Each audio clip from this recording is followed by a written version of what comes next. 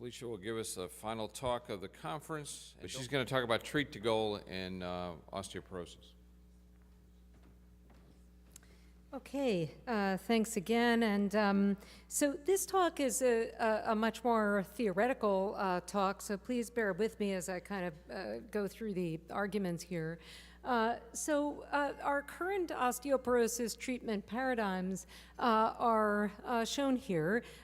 We have most of our guidelines agree. I'm showing the NOF guidelines here. If you have a hip or spine fracture, you should be treated for osteoporosis. If you have a bone density bone density level osteoporosis in either the spine or hip, you should be treated. And then if you have osteopenia or low bone mass, but you have a fracture probability by FRAX that exceeds 20% for major fractures or 3% for hip fractures, you should be treated for osteoporosis. And our choices of treatment have been largely based on low cost and ease of administration, and almost always involve first an oral bisphosphonate.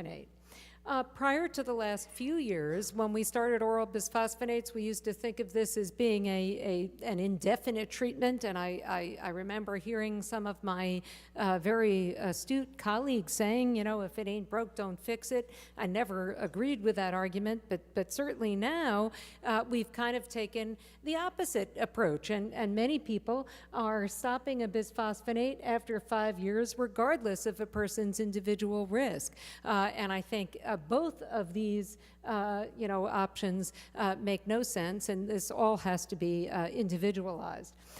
Regarding changes in therapy, there are no acceptable guidelines. I talked about some of the situations today where I thought changes should be made, but really we've not discussed this at all, and nobody really knows what to do.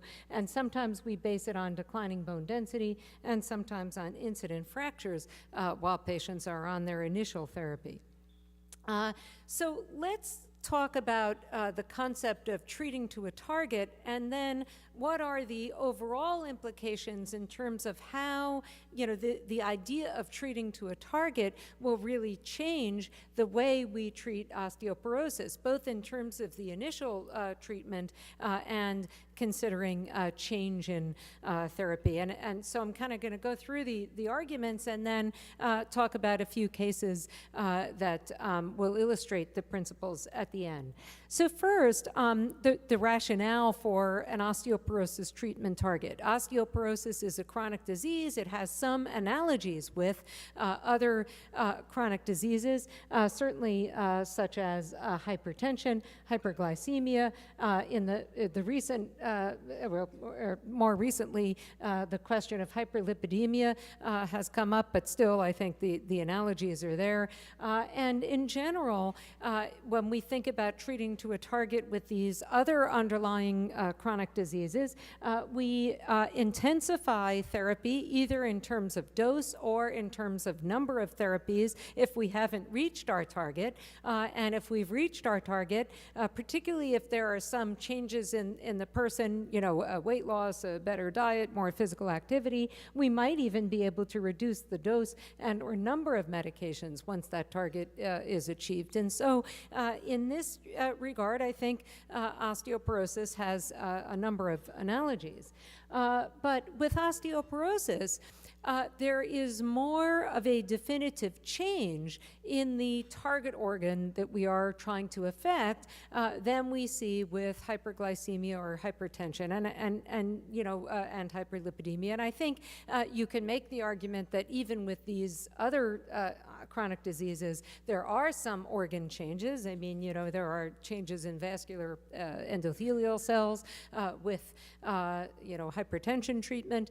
There are changes in plaque in the vasculature with hyperlipidemia treatment. But the changes with the skeleton are very dramatic when you use osteoporosis therapies, and they include increases in bone mass or BMD, increases in cancellous architecture, both volume and connectivity, increases in cortical thickness, changes in cortical porosity, which can go in either direction. Mostly, we don't want to see a lot of increase in porosity. Decrease is beneficial. Changes in the lifespan of osteoblasts and osteocytes. Dr. Dempster talked about this. Changes in the actual density